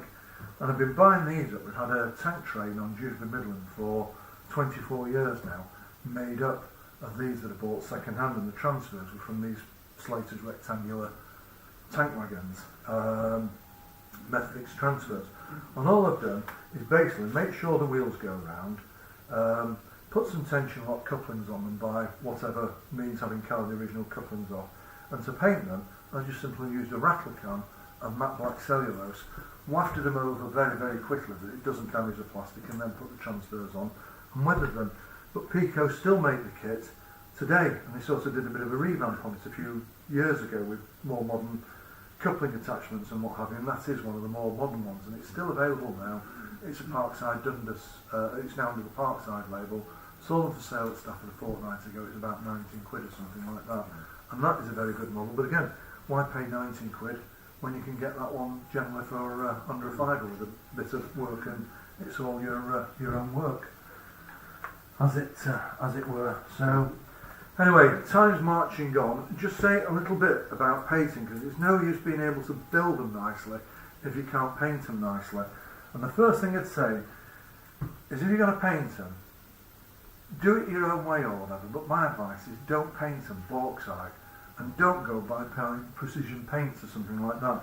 Now that's precision paints on here with 2 shades of bauxite. That's pre-1965 and that's post-1965, just to make a bit of a difference. I built 15 of these in one hit. I think it was during the lockdown year or something like that. And what I did, the bright yellow plastic, so I got all the underframe components, put them on a board of piece of hardboard on top of the wheelie bin in the garden, and sprayed them over with a rattle can of black cellulose paint. So that was all the underframes done in one hit. There's nothing wrong with brush painting, but it's just slow. And if you've got 15 wagons you want to build and you want to get them painted, well, the weather's conducive to painting outdoors, you've got to get a shufty on a bit. I've then built the bodies, masked off the underframes, and sprayed the bodies with these bauxite colours. Now, I did that unusually for me, just simply because they're press flows. I thought I'll start with something uniform and then work backwards from there with the cement staining. But had they been vans or whatever, I would have sprayed them with something completely different, which I'll touch on in a minute. But that is the exception rather than the rule for me, to use paint as it comes from the manufacturer. And the reason for that is quite simple. If I can find the book, it's here. I was flicking through this the other day, looking at brush type 4s, and there's a picture there of High Wycombe goods yard, and this is brush type 4 has just shunted that train. It was an overnight express from the home counties to Merseyside and Lancashire, called the Chiltern or something like that, about 1963. Basically, if you could get your merchandise to this goods yard by 5 o'clock, it would be in northwest England by the following morning, ready for collection. And it's making up the train there. And the thing that struck me is, look at the goods yard. There's only one vehicle, which is actually a BD type container, which is in the bauxite livery that we all know and love, and that we get from the ready to run manufacturers, and you're seeing on some of my wagons tonight, like that one. The rest of them are all dirty, all various shades of brown, indescribable. I mean, those are all brown vans there, but I mean, to look at it, there isn't really a brown one amongst them, the various shades of grey and black. And likewise on the front cover there, which is Hastings, there's a Slim Jim, as they were called, a narrow-bodied Type 33 making up a train. It's got 2 Insulfish vans there at the head of the train. That one's in ice blue and that one's in white, but I mean, they both look black. Yeah. They're rather dirty. So of course I've hit on this idea where I'm batch building wagons and what have you. No point painting them all this colour, because you're going to have to repaint them again afterwards. May as well spray them dirty, something like that. So The reason I use the spray painting again is just for speedway. If I'm doing a lot of them, if I'm doing a one-off wagon, I'll brush paint them. There's absolutely nothing wrong with that. Providing you stir the paint properly, you'll get a good finish. But what I do where I'm batch spray painting and what have you, I keep pouring a bit of bauxite in the cup and pour some matte black in, or in the can I put some matte black in the can, and then I mix them more. And I just use all different colours. And the other trick is as well, is if you've got a filthy van, put a clean roof on it, and if you've got a clean van, put a dirty roof on it, because the way they did the roofs on these things seems to bear no relation to what they do in the bodies, with the bodies. And I think it's because the roofs were felted and the bodies were wood, so you paint the body for protection to smarten it up.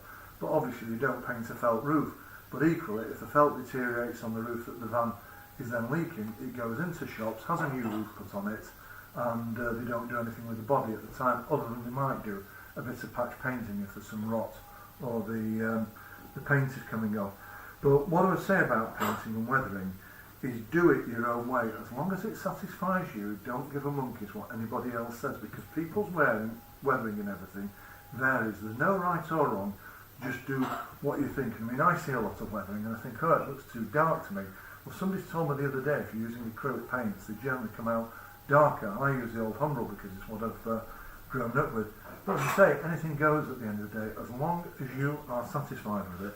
But the one thing I would say is try and copy colour photographs. You'll never copy it exactly, but if you look at what's on the photograph and try and emulate it, you'll end up with something that to your eyes will look pretty realistic.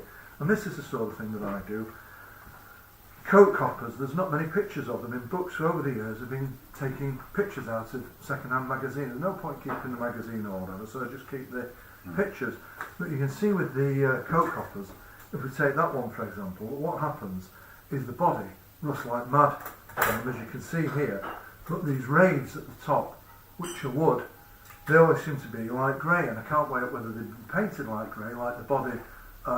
It's just that because it's not affected by a hot coat to the same extent, it hasn't gone off, or whether they're actually unpainted timber that's turned grey as timber does. But I actually think it's that the painting it doesn't go for them. But that's what I try and do, is copy what's on photographs. Now for lettering your vehicles, there's all sorts of stuff available. I use anything and everything. So the original thing that we had were these, which were water slide transfers, and you still see them now. They possibly look a bit crude by comparison to modern offerings. I don't even know who made them, to be perfectly honest. What I do know is about 40 years old, but they're still good to use nowadays. And that little 16-ton mineral wagon that pass around that cost £2 or thereabouts, that's what I've used on those. You've got your Model Master transfers, which you can either order direct from Model Master, or I just wait till I see some second hand. And I'm building some cattle wagons. I went to Bolton Swap Meet the other day, and there was a guy there with second hand transfer sheets for cattle wagons from Model Master, £1 each, and what have you. I mean, frequently they might have some cut out like that, but it doesn't matter, you're never going to use them all anyway. Or there's Fox do transfers as well, and Fox, they don't do, I don't think, or they didn't used to do the bespoke numbers, say for gunpowder vans, banana vans, 16-ton mineral wagons, that Model Master did. Instead, you have to make your transfers up out of individual components like they would have done on the prototype. Now, the other one that's available as well is Cambridge Custom Transfers. Now, this was like a homespun business where he was using a transfer sheet that wherever you buy it from and printing himself. They're somewhat delicate, but the other thing with his transfer film, and it might have improved now because it's 10 or 15 years since I bought anything from them, his transfer film was a bit opaque, and if you put it on a matte surface, it didn't like it. You got like a shimmery effect to it where you could see air behind the transfer when it had dried. But if you wanted to do something like a coat hopper, there was no other source of transfers, you have to use these. So, as I say, there's the stuff out there, but again, the theme emerging here, it's very rare. I actually pay full price for it. Just wait till I see something and think that'll come in handy. There's plenty of reference sources. We've got all these books in the library. That is invaluable for BR Wagons by Dave Larkin. Or you want to go and look at the prototype and where they're doing it properly, albeit there being varying degrees of weathering, go to Quorn on the Great Central Railway, where they're busy restoring freight stock back to its BR condition. and doing it properly. But just a little bit about transfers to fit them. What else used nowadays is a Humbrol decal fix, and sometimes it'll crinkle all the transfer up like you put paint stripper on it. Don't worry, it'll all flat itself off and go level again within a few minutes as this stuff evaporates. But what it does is it softens the transfer that it goes around detailing, rivet heads and things like that, and again you get rid of this opaqueness that it looks like air is trapped at the back of the transfer. It's a pretty handy thing as well. I got that off HA models the other day. It was £1. I never had one for, I've been knocking Mepac over for 50 years, pushing the boat out, but as you can see, I wouldn't run to buy one of Andy Goodman's in laser cut timber, good as they are, whatever. My way my strange mind works is I think, blimey, that's a bottle of Mepac or whatever. I was flashing out one of those, but I did buy that the other day. But the other thing that I use for weathering is I use this precision paints, quick air drying thinners, and again I bought a couple of big cans off HA models at Staffordshire is at Worley. PQ9, he sells the stuff, you use it to let your paint down for spray painting. And the reason you use that rather than white spirit is because it dries like that when it's gone through the airbrush. You use white spirit, you can be talking 5 to 10 minutes before the solvent evaporates, during which time, if it's a van, and you put it on its wheels like that, the pigment can actually drop down through the paint to the bottom of the van with gravity. If you want to build thick coats up, you're waiting an awful long time in between coats, where with this, particularly if it's a sunny day and you hold it up to the sun, you're waiting about a minute between coats. But it's also invaluable for weathering because it dries quickly. And again, I use my old friend the milk bottle top. Get some on the end of a brush like this, just put a little dab in a milk bottle top, put a bit of this in from a pipette, just to thin it down slightly. Get a broad brush like this, you want a broad brush, not a narrow one, and just streak it down the side of the van, in between the stanchions. If it's a mineral wagon or something like that, just streak it down, a couple of passes on the panels either side of the doors, and then one on the doors. And because it dries so quickly, you can see how much dirt you're putting on. You think, oh blimey, I put too much on. Use your thumb or a kitchen roll or whatever and just rub it off, but it runs it in between the planks and what have you. I use a thinner brush, an artist brush, to pick up things like strapping on the vehicles in matte black. The ends again, I'll just daub it with a broad brush like this. I'll pick up the metal plates on the end and what have you. And it's a very quick way of weathering to get effects like this. And as I say, if you don't like it, you can see what's happening. You use white spirits as well. Not there's a great deal of difference in price, because a big can of this is about £11. You go to B&Q, a bottle of white spirit nowadays is about 8 or 9 quid or whatever. You go to Travis Perkins, it's about 3 or 4 quid for the self-same thing. But have you used the Humbrol in other things? Sorry? Have you used the Humbrol in other things? Possibly. I never used it because if I find something that works, I tend to stick with it. Do you think that's especially the white spirit? The thing is, with this, if say you're doing mineral wagons, and you've seen mineral wagons, how they rust, and basically it's like a spot on your chin or something like that. You've got like the rusty centre and then the staining and what have you. It spreads out through the surrounding paintwork.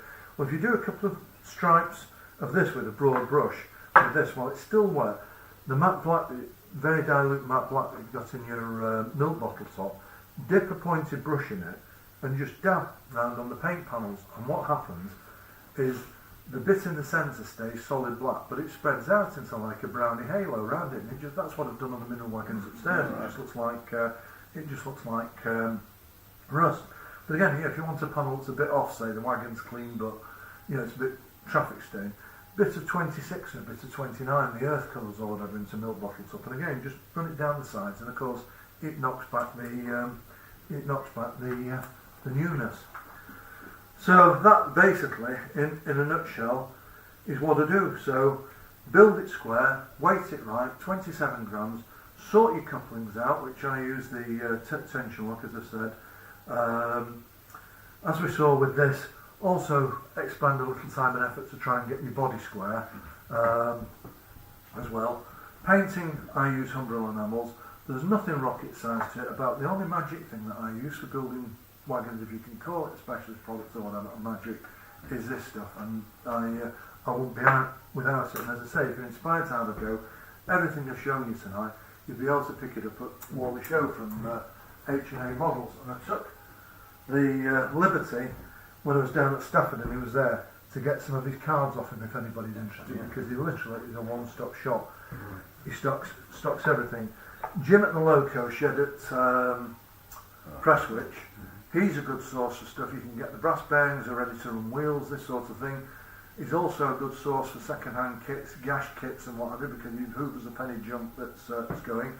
Cultured Models, he has junk. I don't think Andy at Sawyer has so much. Cultured Models is where I get my Batman couplings from at the moment, because I shouldn't say this because you'll all be going down there. It's far cheaper than anybody else. And just keep your eyes open. I mean, possibly not to the extent that I've done,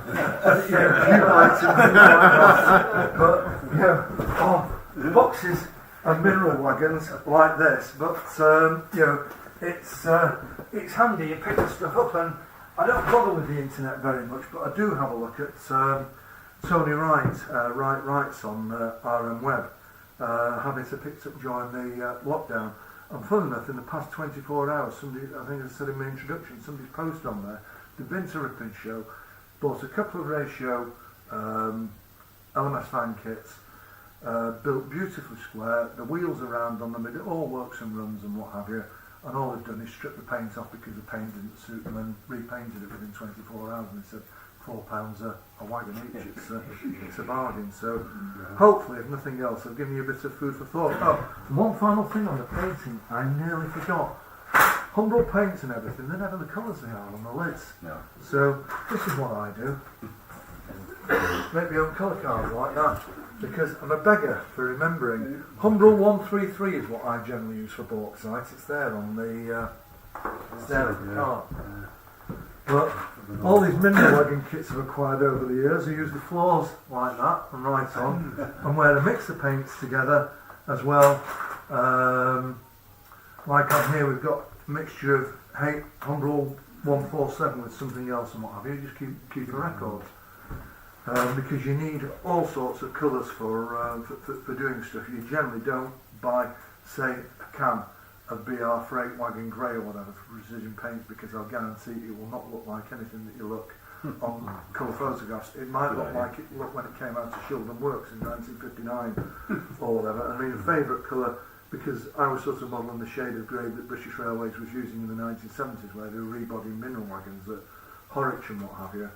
And I was seeing at Bickershaw Colliery, and I was using Humbrol 129 Gullwing Grey, which I think was intended for a Corsair fighter bomber that deployed off Nimitz class nuclear carriers in the Vietnam War in the 1960s or something like that. But it's basically what floats your boat. Mm-hmm. Anyway, that's 9:30 on the dot. You've been an attentive audience, so if people want to get off, feel free. If anybody wants to ask any questions or whatever, or come up and have a word afterwards, feel free. But otherwise, thank you very much for coming along. We've had a reasonable turnout tonight. It's certainly very educational, and I've learned a thing or two. Yeah, don't spend money. I don't anyway. Yeah. Can I ask you, I gentlemen? want to say something. If you want rubbish, bits, Yes. okay, do come and look at the Exactly.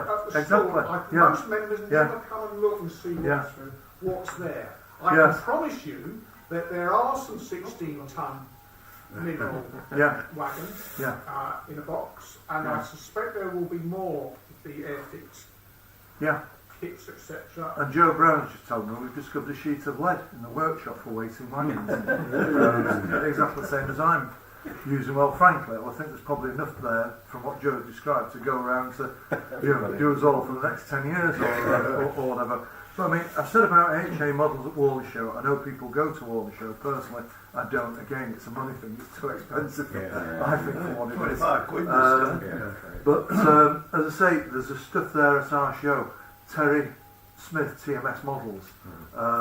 He's a veritable treasure trove for this sort of stuff. Very reasonably priced. You can get it locally. As Peter says, and I'll bring them by. I sold all my Airfix cattle wagons and I'll bring them by a couple of years ago. I'm wishing I hadn't now, because I'm building a train of cattle wagons. To go a bit behind the Sutton Locomotive Works 24. But having said that, it does bring in the thrill of the chase. And having to go and get these things. But again, if anybody's interested, I went to the last Bolton swap meet about 3 weeks ago. There was a guy there, never seen him before. I've got his telephone number. He's from Highton, I think, in Merseyside. These big plastic containers, so beloved of Alan Kay, like this one under here. He got them about this deep, and they were full of airfix kits from the early 1980s. These 16-ton mineral wagons, brand new, unboxed, never been opened. They've still got the sellotape on them from when they left Haldane Lane in 1979 and 1980 or whatever. £4. And he said, that's for individuals. He says, if you're buying a few, I'll do you a cheaper deal than that. What I saw that he'd got, he reckoned he'd got everything. He'd got the 16-ton mineral wagons in profusion, cattle wagons in profusion, brake vans in profusion. I dare say, yeah, if we bothered to look under the stand and start digging, you would have had the cement wagons and all sorts of stuff. But what I did do, again, like picking these cards up from HA Models, I got his telephone number because I said, I'm doing a talk on building wagons or whatever. I said, you never know, you might have some customers for you, give me your number. Because I say, the airfix kits, you can't go wrong with them. The engineering on them is absolutely superb. And I saw about 3 months ago, the mastermind behind all this, a guy called Nicholas Cove, not just the railway wagon range, but the entire airfix range. He died about 3 months ago. His obituary was in the Times, I dare say it was in the Telegraph as well. And he lived to a ripe old age, he was well into his late 90s or whatever. And I cannot believe that there was never any reference to him on the Airfix website. They post a blog there every fortnight. I looked in vain and I thought, you wouldn't have a business without this blog. You know, you've got the foresight where they were making plastic ducks to float in your bath and polystyrene plastic kitchen utensils and what have you. And they made that Ferguson tractor as a sideline, which I think was about 1/32nd scale, and they did a 1/72nd Spitfire, and he joined them as a young man, a Jewish refugee from Czechoslovakia or somewhere like that, and saw the potential, and say without a doubt, best engineered kits I've ever come across, and it's a tribute to how good the moulds were, but they're still in production today, 60 odd years on. So, yeah. Right, well, so if there's anything else that springs to mind with anybody, I'll be a little while tidying up, so... well, thank you very much for that, Bill. I just hope it might have inspired somebody to have a go, whatever gauges the scale you're modelling. Can I ask you, gentlemen, show our appreciation in the usual manner?